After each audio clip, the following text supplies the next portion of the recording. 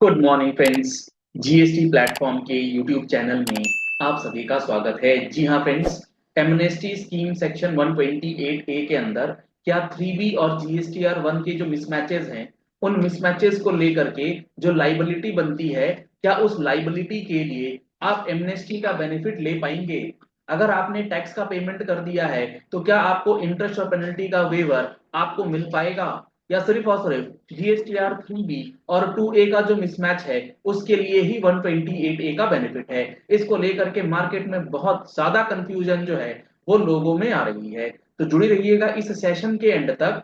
आपको with provision समझाने का प्रयास ये करेंगे कि 128 कैपिटल ए का बेनिफिट आपको बिल्कुल मिलेगा, चाहे वो 3B वर्सेस 1 का मिसमैच हो या 3B वर्सेस 2A का मिसमैच हो, सब्जेक्ट टू द कंडीशन कि आप अपने केस को अपने कंसल्टेंट अपने प्रोफेशनल के साथ बैठ करके सही तरीके से पहले डिस्कस कर लीजिए। सारी पहलुओं को देखने के बाद ही 128A के अंदर जो है वो एप्लीकेशन कीजिएगा, क्योंकि 128A का एप्लीकेशन देखने में जितना सिंपल है एक्चुअली में ये इतना सिंपल होने नहीं जा रहा। तो क्या है पूरी बात, बहुत ध्यान से विद एग्जांपल जो है आपको मैं बताता हूं कि सेक्शन 75 सब सेक्शन 12 जिसकी बात हर कोई कर रहा है कि वहां पर अगर आपकी लाइबिलिटी डिटरमाइन हो रही है 3B1 मिसमैच में तो आपको 128A नहीं मिलेगा। उसमें क्या बातें हैं आपको सबसे पहले पढ़ना है। सेक्शन 75 सब सेक्शन 12 कहता क्या है? सेक्शन 75 सबसेक्शन 12 ये कहता है कि not with standing anything contained in section 73 और सेक्शन 74 और section 74A where any amount of self assessed tax in accordance with a return furnished under section 39 which remains unpaid, तो वो अमाउंट जो unpaid रह गया आइदर होली और partly, और any amount of interest payable on such tax. कौन सा tax? वो टैक्स जो रिटर्न अंडर सेक्शन 39 के अंदर पेएबल था, अनपेड रह गया, the same shall be recovered under the provisions of section 70। उसे डिपार्टमेंट क्या कर सकता है? डायरेक्ट रिकवरी कर सकता है सेक्शन 79 के अंदर without without initiating the proceedings under section 73, यानी कि उसके लिए नोटिस ऑर्डर पास करने की जरूरत नहीं है।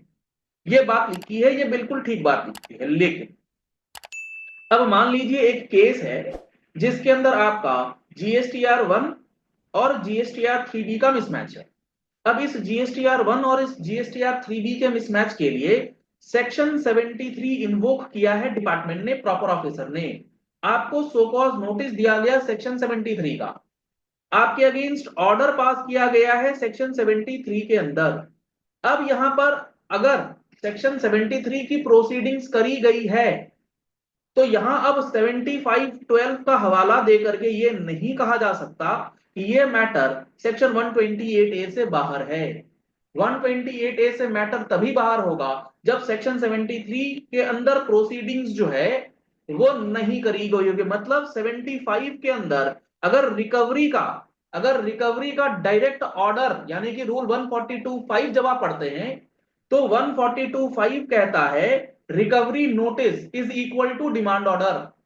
मैं ये कहना चाह रहा हूं कि अगर आपने 7512 के अंदर कोई ऑर्डर रिसीव कर लिया है इंटरेस्ट को लेकर के, तो उस अमाउंट का बेनिफिट आपको 128A में नहीं मिलेगा।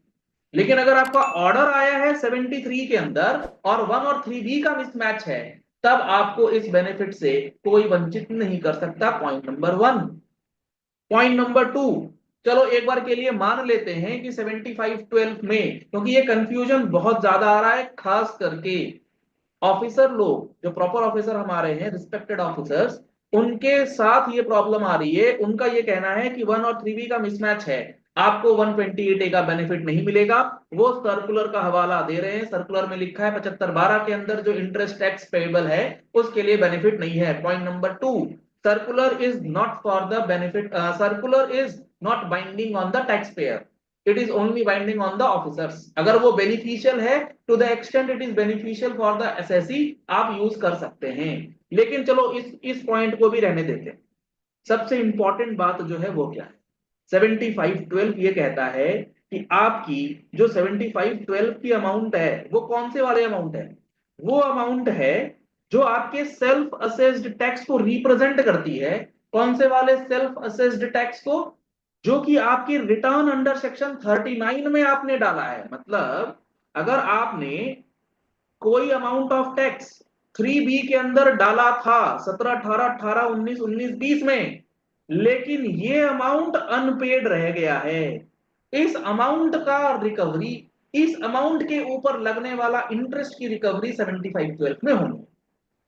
अब यहां पर मेन मुद्दा यह है, क्या 3B के अंदर कोई अमाउंट डिक्लेयर्ड है? क्या वो बिना पे हुए 3B फाइल हो सकती है? The answer is no. तो पहली चीज तो सेक्शन 75/12 के अंदर जो लिखा गया है सेक्शन 39 की रिटर्न, वो है 3B, ना कि GSTR 1। सर आप तो गलत ही बताते हो। यहां तो ये भी लिखा है कि सेल्फ असेस्ड लाइबिलिटी को क्या मीनिंग दिया गया है एक्सप्लेनेशन के अंदर। बिल्कुल सही है। आप देखिए एक्सप्लेनेशन क्या कहता है। ये कहता है for the purposes of this section the expression self assessed tax shall include the liability which is declared in section 37 GSTR 1। तो यही तो कह रहे हैं सब लोग कि GSTR 1 में डिक्लेयर्ड है लेकिन 3B में फाइल्ड नहीं है, तो ये आपकी लाइबिलिटी जो है 75/12 की हो जाएगी। बिल्कुल सही है, ये हो जाएगी। पॉइंट नंबर 1, आप ये जो मैंने आपको बताया कि 73 में अगर इसका ऑर्डर आया है तो 75/12 का कोई लेना देना नहीं है। लेकिन उससे भी ज्यादा इंपॉर्टेंट बात, ये जो एक्सप्लेनेशन है, क्या ये एक्सप्लेनेशन फाइनेंशियल ईयर 17, 18, 18, 19, 19, 20 के लिए एप्लीकेबल है? The answer is no. ये एक्सप्लेनेशन इफेक्टिव हुआ है 1 जनवरी 2022 एंड ऑनवर्ड्स। तो इस एक्सप्लेनेशन का रेफरेंस आप 17, 18, 18, 19, 19, 20, 20, 21, 21, 22 अप टिल 31 दिसंबर 2021 नहीं करेंगे। तो कुल मिलाकर के इन सारे डिस्कशन का जो लब्बो लुबाब है, जो समरी है, आपको 3B1 का भी मिसमैच अगर था तो आप इसमें 128A का बेनिफिट लेंगे। मान लेते हैं प्रॉपर ऑफिसर्स इस चीज को नहीं करते हैं, आप अपील के अंदर जाकर के, ट्रिब्यूनल के अंदर जाकर के करवा लो।